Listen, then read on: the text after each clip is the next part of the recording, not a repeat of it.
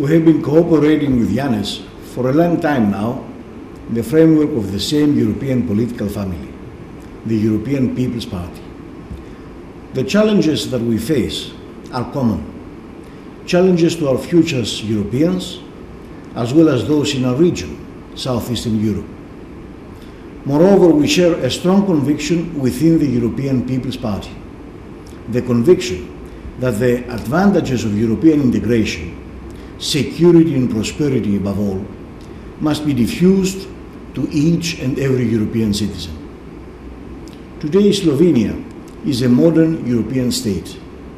It has been the first among the new EU member states to hold the presidency of the European Union. It has yet to benefit from a great number of possibilities and prospects. It can achieve a lot for its citizens and for its place in Europe. I am very confident that Yanis will continue to promote these goals with the same vigor and determination.